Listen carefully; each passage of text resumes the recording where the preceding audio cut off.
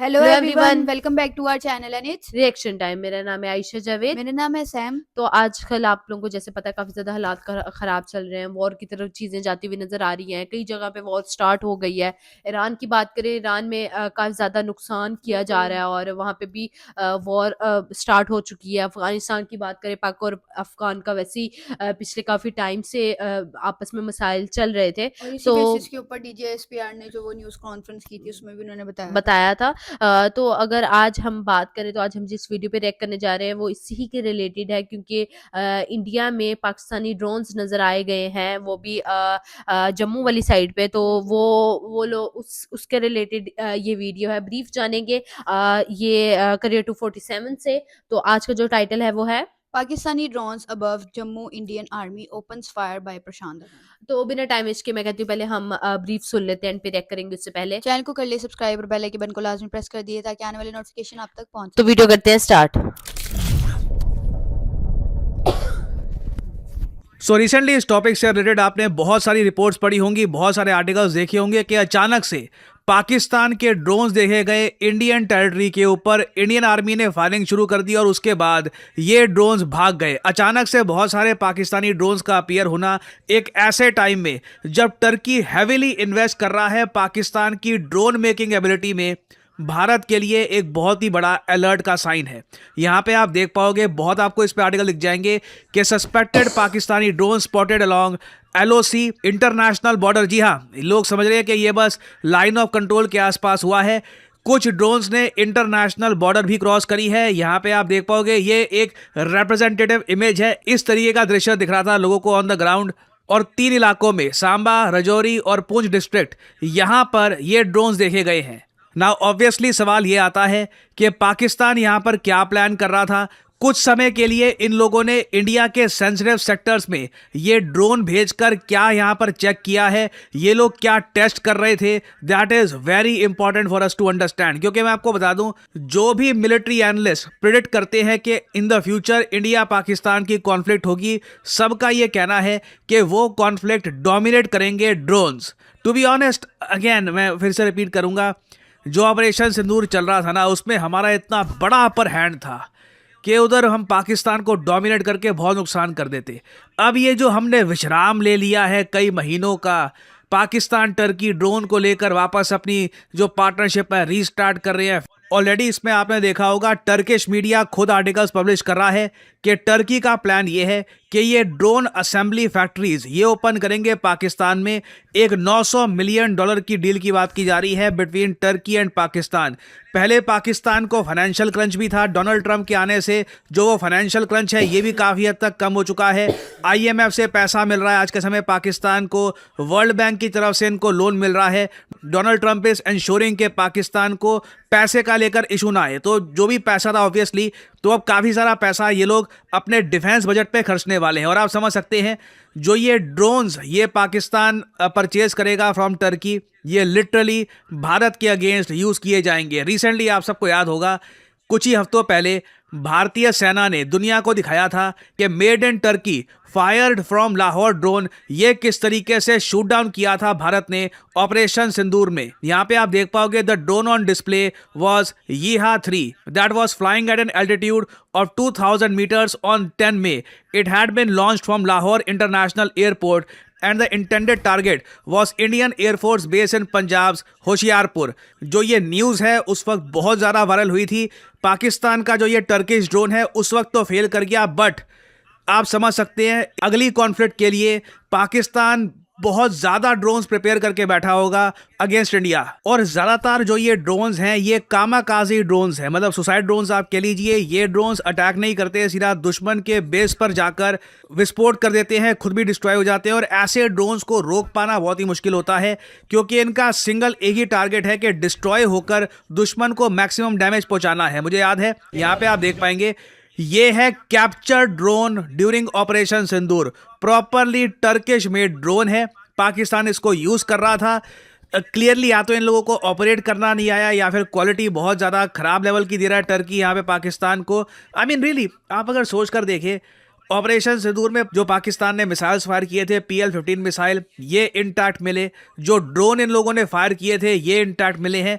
बहुत ज़्यादा मैं कहूँगा पाकिस्तान की मिलिट्री ने खुद को एक्सपोज कर लिया है इस सब में। खैर, यहाँ पे आप देख पाओगे इस टाइप के जो ये ड्रोन्स हैं ये पाकिस्तान यूज़ कर रहा है आज के समय। और आई वुडंट बी सरप्राइज्ड कि इन लोगों ने LOC और इंटरनेशनल बॉर्डर के आसपास इन ड्रोन्स को उड़ाने का प्रयास किया और चेक किया है कि भारत के रेडार, भारत की जो एयर डिफेंस सिस्टम की जो टेक्नोलॉजी है, क्या जल्दी से इसको डिटेक्ट करके कुछ इमीडिएट एक्शन लेती है या नहीं। और अगर यहाँ पे आपका सवाल है कि इस बार जो ये पाकिस्तान के ड्रोन्स अपीयर हुए, क्या हमने इमीडिएटली एक्शन लिया, तो हाँ बिल्कुल। DRDO के जो एंटी ड्रोन सिस्टम्स हैं ये बहुत ही ज़्यादा केपेबल है। जो ये मेड इन टर्की ड्रोन्स है, अगेन इन ड्रोन्स के पास ऐसा नहीं है कि बहुत ज़्यादा स्पेशल एबिलिटी है, टर्की के ड्रोन्स कमाल के हैं, ऐसा कुछ है नहीं यहाँ पर। जो US मेड ड्रोन्स हैं, जो या इजराइल बनाता है drones, they are state of the art.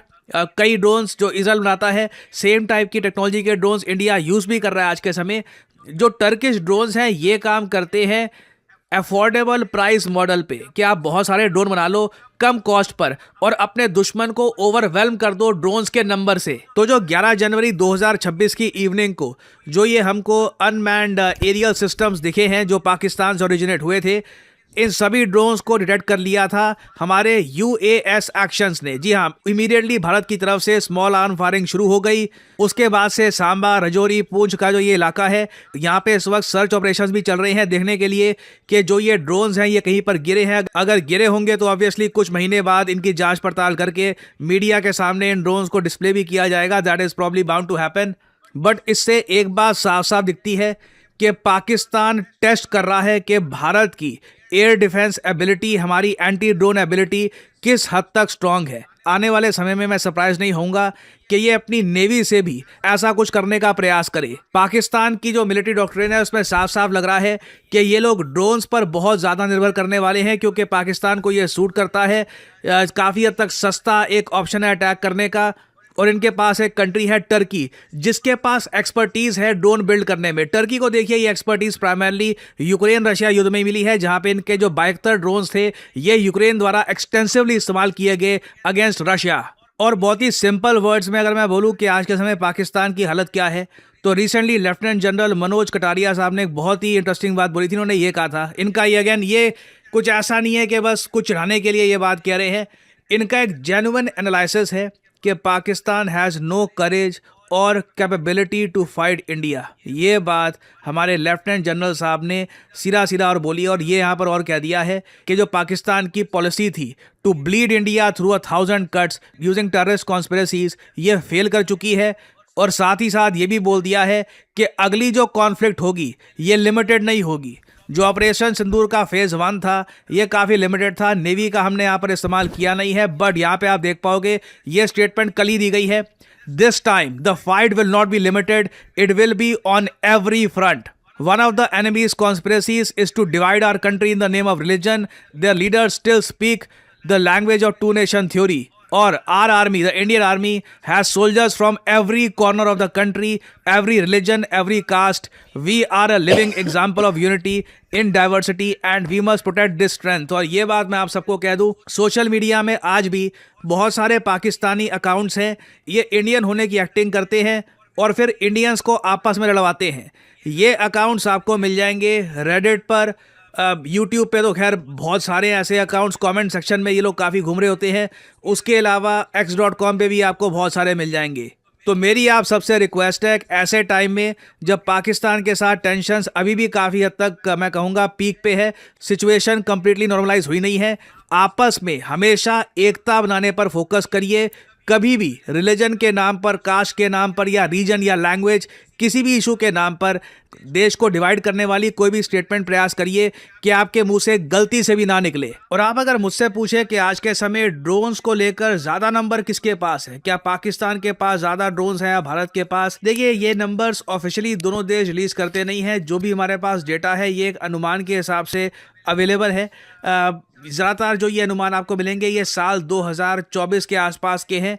Estimate बताया जाता है कि रेशियो के हिसाब से अगर हम देखें तो भारत के पास 3 गुना ज़्यादा MALE ड्रोन्स हैं देन पाकिस्तान। अब यहाँ पे आप कहोगे MALE ड्रोन कौन से होते हैं, जैसे तो इसका मतलब होता है medium altitude long endurance drones. लंबे समय तक ये ड्रोन्स उड़ सकते हैं, मीडियम एल्टीट्यूड पर ये फ्लाई करते हैं और यही ड्रोन्स इवेंचुअली सबसे ज़्यादा डैमेज करते हैं अगर कामाकाजी कैटेगरी के ये हो। बाकी आप अगर ओवरऑल ड्रोन्स की अगर हम बात करें, सिर्फ MALE ड्रोन्स को नहीं अगर देखें हम, तो इंडिया के पास 4 गुना ज़्यादा ड्रोन्स हैं कंपेयर टू पाकिस्तान। और ये जो रेशियो है इन द फ्यूचर बढ़ने ही वाला है। टर्की चाहे पाकिस्तान में जितने भी ड्रोन्स बनाने की बात करे, इंडिया में आज के समय प्राइवेट सेक्टर का जो कंट्रीब्यूशन है ड्रोन्स बनाने में, इवन सोलर एनर्जी से चलने वाले ड्रोन्स हम बना रहे हैं, तो भारत आराम से जो ये रेशियो 4:1 है अभी, इसको 6:1 या 7:1 कर सकता है। We can badly overwhelm Pakistan. इनका मतलब आप कह लीजिए पूरा एयर स्पेस ढक जाएगा हमारे ड्रोन से, इतनी कैपेबिलिटी हमारे पास अवेलेबल है। आज के समय पूरे भारत में कई लोग हैं जो करियर 247 का। तो गाइस ये तो थी video Pakistani drones above Jammu. अच्छा इतना 2026 आते ही इतना कुछ मतलब स्टार्ट हो गया है, मतलब समझ में नहीं आ रहा। उधर से डूम्सडे प्लेन बाहर 51 ईयर्स के बाद निकल आया है। ईरान में बैकलैश हो गया है, वहाँ पे बिल्कुल ब्लैकआउट हो गया है। उसके बाद अब ये देखने को मिल रहा है कि भाई अब ये नहीं पता कि उन्होंने ड्रोन किस वजह से भेजे थे, किस लिए, लेकिन देखे गए हैं। हम लोगों ने काफ़ी सोशल मीडिया प्लेटफॉर्म्स पे भी ये वीडियो देखी है कि वहाँ पे ड्रोन्स देखे गए हैं। एंड वीडियोस नहीं देखी है ना, वीडियोस अभी तक आई बिल्कुल। हैं, ना ही कोई ड्रोन्स की उनकी तरफ से आए। इंडिया मीडिया की तरफ से ज़रूर आ रहा है कि भाई पाकिस्तानी ड्रोन्स दिखाए गए हैं, उन्होंने क्योंकि पिक्चर कैप्चर करके जो आर्टिकल्स पे पब्लिश की आर्टिकल्स पे थी। पब्लिश की हैं। तो ये पता नहीं क्यों हुआ है, किस तरफ जा रही हैं चीज़ें, क्यों डूम्सडे अमेरिका की तरफ से आ रहा है तो पाकिस्तान अगर ड्रोन्स दिखा रहा है अपने, और इंडिया भी बहुत कुछ उनके भी बोल रहे हैं। वो क्या होते हैं, आर्मी के होते हैं, वो भी आगे से बता रहे हैं कि हाँ भाई वॉर, ये वो पाकिस्तान इतना कैपेबल नहीं है। पता नहीं क्या क्या होने वाला है, हाँ, हम लोग क्या तो क्या मैं देखने तो वाले वो हैं। सोच रही हूँ कि हर कंट्री ही कोई ना कोई स्टेटमेंट देने को तैयार बैठा है, और क्या होने वाला है ये किसी को कुछ नहीं पता है। हम सिर्फ और सिर्फ प्रिडिक्ट ही कर सकते हैं कि शायद वॉर होने वाली है, शायद न्यूक्लियर वॉर होने वाली है, जिसकी वजह से ये सब कुछ होने वाला है। लेकिन मेरे ख्याल से न्यूक्लियर वॉर इतनी जल्दी होती तो नहीं है, क्योंकि सिर्फ अमेरिका ही अब न्यूक्लियर पावर नहीं है, और भी कंट्रीज हैं। पाकिस्तान एज पाकिस्तान भी है, इंडिया भी है, रशिया भी आई थिंक सो है, और चाइना भी है। तो मेरे ख्याल से काफ़ी सारी कंट्रीज़ हैं जो कि न्यूक्लियर पावर बन चुके हैं। तो मेरे ख्याल से अब इतनी जल्दी तो ये वॉर नहीं होती है, लेकिन ये चीज़ें ज़रूर और ख़राब जैसा होती उन्होंने नज़र आ रही बताया हैं। कि ये चीजें खराब होती हुई नजर आ रही है। और अगर ऑपरेशन सिंदूर की बात करें तो वो भी अभी तक खत्म नहीं हुआ वो है, तो कुछ पॉज डेज़ हो गया है। वो कुछ मंथ्स के लिए टाइम लिया गया था, सीज़फायर हुआ था कुछ मंथ्स का। मेरे ख्याल से वो महीने ख़त्म हो गए हैं, तो एंड वो शायद मेरे अब ख्याल से दोबारा सीज स्टार्ट हो रहा है। फायर हुआ था 2026 मई के मंथ में हुआ था। एंड अब हम 2025 के मई में। 2025 के मई में हुआ था। और हम 2026 में बैठे हैं और मई में, और मई दूर नहीं है, साल होने वाला है उस बात को भी। साल होने वाला है, तो पता नहीं अब क्या ऑपरेशन सिंदूर दोबारा से स्टार्ट हो जाएगा या वॉर दोबारा स्टार्ट होती है, क्या होता है ये तो आगे आने वाले वक्त में ही पता चलेगा। तो बाकी जैसे जैसे अपडेट आएगी वैसे वैसे वीडियोस आती एंड रहेंगी। जियोपॉलिटिकल इशू से रिलेटेड जो है वो प्रशांत धवन बड़ा अच्छा ब्रीफली एक्सप्लेन करते हैं, इसमें हमें पता चला। हाँ, बाकी देखें, कोई हम अपनी तरफ से बात नहीं करना चाहेंगे, क्योंकि ये बहुत एक कंट्रोवर्शियल टॉपिक है, तो मेरे ख्याल से इस पे बोलना ज़्यादा बनता ही नहीं है। तो जैसे जैसे अपडेट्स आती जाएंगी उन पे ज़रूर हम रिएक्शंस लेके और आते रहेंगे। लास्ट में प्रशांत धवन ने एक लाइन बोली थी, मैं उस चीज से एग्री करूंगी कि भाई कुछ भी बोलने से पहले या कुछ भी कहने से पहले, कुछ समझ लेने से पहले कल्चर को अपने रीजन को बीच में नहीं लेकर आए बंदा। बिल्कुल ऐसे ही है, जैसे जो भी है वो बेशक इंडियंस हैं, इंडिया अपने आप को ना लेके आए, और ये पाकिस्तानी है तो पाकिस्तानी लेके आए, क्योंकि मेरे ख्याल से सबसे बड़ी वॉर जो चल रही है ना वो पाकिस्तान और इंडिया की आपस में ही चल रही है। हालांकि हम चाहते हैं कि यार पीस हो, हर जगह पे सुकून हो, बट पता नहीं अब आगे क्या होता है। जैसे जैसे वीडियोस आएंगी रिएक्ट करेंगे। आप लोगों की क्या राय है हमें कमेंट सेक्शन में लाजमी बताएगा, और अगर हमारी वीडियोस अच्छी लग रही है लाइक करें, ज़्यादा शेयर करें अपनी फैमिली और फ्रेंड्स के साथ। चैनल को कर ले सब्सक्राइब और बेल आइकन को लास्ट में प्रेस कर दिए ताकि आने वाले नोटिफिकेशन आप तक पहुंच सके। तो मिलता है अपनी नेक्स्ट वीडियो में, तब तक के लिए बाय बाय। So hard.